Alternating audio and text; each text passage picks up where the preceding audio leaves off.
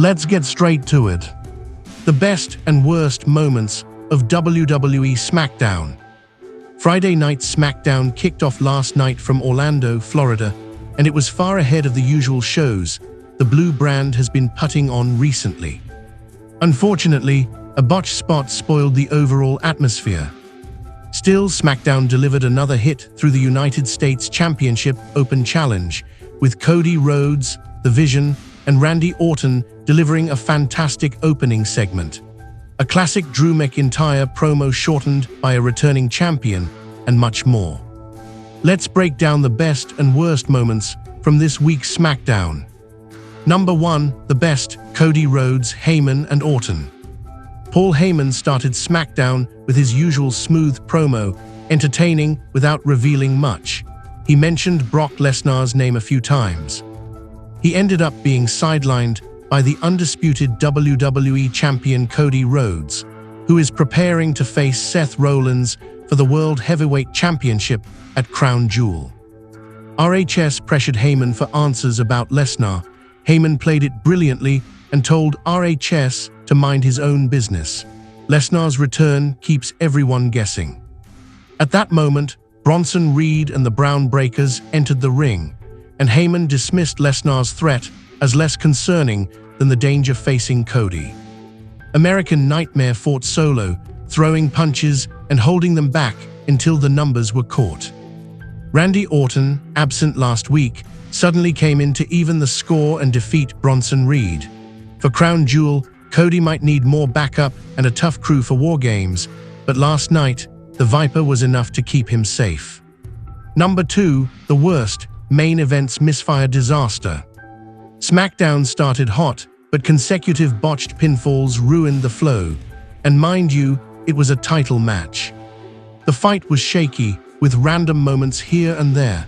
No surprise there, as the wrestlers gave their all. But the ending was chaotic. Jade Cargill got caught in a storm. A big move didn't land properly, clearly not leaving a mark on Nia Jax. Tiffany Stratton was supposed to kick Cargill for the win, but Jax got up too quickly, probably thinking Stratton wouldn't hit on time. Just before Stratton's dropkick could hit Cargill, Jax rose. Stratton then went to finish deliberately, pinning Jax after the kick, but the referee stopped, counting 3 even while Jax's shoulders were down, muttering something, probably thinking there was no gain after releasing Jax. Stratton finally sealed it with her moonsault. Hopefully this whole mess ends a brutal feud where unclear characters, weak motives, no real story appeal, terrible promos, and low-level in-ring work hit rock bottom. This is what happens when you toss 2 green wrestlers and a known lazy hand at a world title, whose writers seem less inspired than a 90-year-old rapper at a concert. Number 3, the best. Sami Zayn's Open Challenge saves SmackDown. As expected, Sami Zayn's United States Championship win has been fantastic, slowly bringing life back to SmackDown. His Open Challenges not only present some of the year's best TV matches, they also elevate the storylines and make the presentation shine even brighter. So far, he has gifted gems against John Cena, lit the fire through poetic rivalries, spotlighted new singles stars like Phoenix, and deepened Carmelo Hayes' arc with The Miz. Last night, a returning face from NXT stepped up to answer the call. One of NXT's most talked about young stars, Zion Evans, shared some sparks with Sami Zayn. Last night, he brought his game against Zayn, and fans are already familiar with him and engaged. Evans deserves praise for taking bigger steps, but Sami Zayn's work over the past few weeks has been pure gold. Clearly, he has a hand in creating and shaping these story arcs with the creative teams. Number 4, best and worst. McIntyre's truthful's return. After suffering defeat at the hands of Cody Rhodes in the ring, Drew McIntyre called out Rhodes and WWE's top dogs this week on SmackDown, whom he essentially sees as the same. Nick Aldis has stepped back from his claim, but here's the catch: the Scottish psychopath indeed delivered. The end of the WrestlePalooza main event forced fans to scratch their heads as they watched the wrestlers' moves and the referees' calls. Why is Drew McIntyre being portrayed as an anti-authority rebel, especially when WWE officials are losing credibility? And why are the main superstar characters so shaky? The story goes, McIntyre and Rhodes fail Randy Orton in the WrestlePalooza WWE Championship match, letting Cody win. When that is nullified, Rhodes is shown as soft, and McIntyre as foolish. As he yells, it's as if the gold itself has been cheated. Ridiculously, soft and foolish, both words now perfectly describe WWE creative. All this happens while Rhodes leaves, winning fans' hearts, and McIntyre creates conflict among them. When all this McIntyre stuff shuts down, it feels like top officials are dismissing legitimate fan complaints. The only way forward is for WWE's creative to either prove McIntyre right or even make Cody Rhodes guilty. Although WWE likely won't go there, it leaves a bad taste. If returning Jacob Fatu becomes McIntyre's next SmackDown rival, no wrestler can accept defeat. Both have been dragging through the mud for months. Women's title chaos. The failures of Tiffany Stratton and Nia Jax to win the women's title have been explained. The Orlando SmackDown main event unfolded in ways no one expected. In a triple threat for the WWE Women's Championship, Tiffany Stratton defended her title against Jade Cargill and Nia Jax. The match had some moments, but the botched ending and quick thinking grabbed everyone's attention. All three women did their business, but when Jade Cargill got openly caught, things went haywire. She looked directly at the camera, blood streaming from her head. Near the end, Cargill fires on Nia Jax following a storming spinning slam and goes for the pin. That's when things went chaotic. Tiffany Stratton counted a second late, and the referee paused midway through the count. Jax didn't release, making it extremely awkward. The crowd noticed immediately and screamed. Jax slowly lifted her shoulders, Stratton stopped and elbowed. She pinned Jax with her beautiful moonsault to secure the title. WrestleVotes emphasized that Stratton was always meant to win, but Cargill's injury forced a last-second change. Tiffany was always meant to win, but Z's bleeding forced a quick finish, leading to the messy situation we saw. With just a few seconds left and pressure to move quickly, coordinating and executing everything was extremely difficult. TJ Wilson managed the match and mid-ring action. WrestleVotes added, due to Jade Cargill's injury, the ending sequence was clearly changed suddenly, but the winner was always supposed to be Tiffany Stratton. It's still unclear if Tiffany, Nia, Jade Cargill, or referee Daphne will be heated over the slip-up, but it's a clear reminder that live wrestling is no joke, even in the main event. Tiffany Stratton's win sets her up to face WWE Women's World Champion Stephanie Vaca at WWE Crown Jewel on October 11, where Vaca will defend the 2025 Women's Crown Jewel Championship. Fans' concerns about Jade Cargill after bloodied SmackDown. Jade Cargill reassured fans after a wild SmackDown main event that left everyone talking. On September 27, she posted to her Instagram story confirming she was okay after the horrific injury in the triple threat against Tiffany Stratton and Nia Jax on September 26 in Orlando. During play outside the ropes with Nia Jax, Cargill suffered a severe head injury, bleeding from her forehead. Doctors checked her mid-match. Shaken but resilient, she again attacked Jax with a storming move before the infamous botched finish stole the show. Fans wondered how serious the injury was, with some thinking Cargill was set up to win. Ariana Grace Arif Fatu, now deleted, posted on Instagram, "No way." Cargill reposted, providing a quick, strong update. "I'm okay." That small line reassured fans that despite the blood and chaos, she held her ground. The match ended with Tiffany Stratton hitting her moonsault on Jax to retain the WWE Women's Championship. The bloody cut, referees' miscount, and YouTube clip edits made Cargill's moment the big discussion of the night. She's still chasing the title, and her courage has earned her even more love from WWE fans. After WWE's recent ESPN failure, Vince McMahon praises. Insiders recently revealed how Vince McMahon ruled over TV partners in the past. Over the years, WWE has jumped from USA Network and Fox Sports to TNN, Spike, CW, Netflix, and more. After Vince's days, TKO's new leaders began a new chapter with WrestlePalooza. The show started as a premium live event on ESPN, but ESPN didn't hold back. They gave it a C grade in an article. In a recent episode with host Matt Davis, insiders explained how WWE gets close with some broadcasters. For USA Network, bosses feared Vince McMahon and WWE so much they rarely complained about the shows.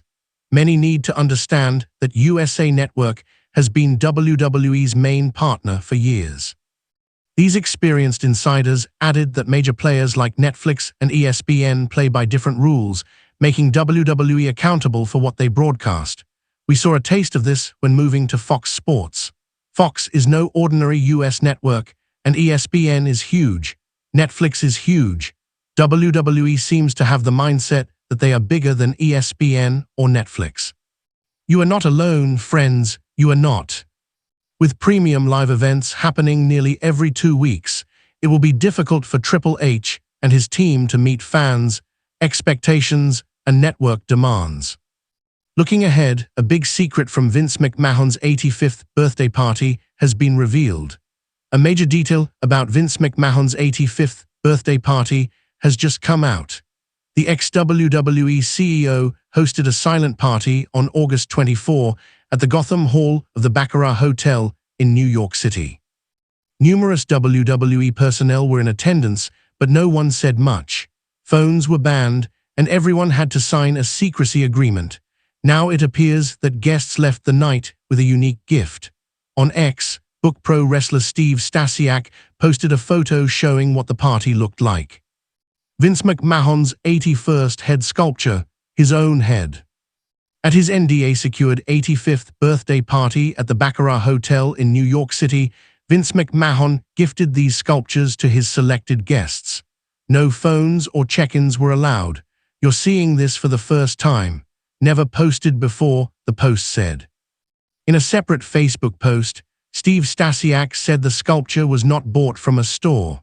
It was a sign that those who received it were trusted enough to be there and considered part of Vince's most loyal crew. Stars like John Cena, The Undertaker, Sheamus, Drew McIntyre, The Miz, Maryse, and many more WWE greats attended. For McMahon's innovative tweet blowout, Sergeant Slater was chosen. In a private interview with Sportscar Wrestling, Slater revealed some details about the night. He also shared that McMahon himself had called to invite the Hall of Famer. Slater informed his old boss that he could attend the event. Since Vince McMahon was involved in the Janelle Grant case, alleging physical abuse and misconduct, WWE kept him at arm's length. Still, many current WWE talents were present at the birthday party. A WWE legend's decision upsets The Undertaker.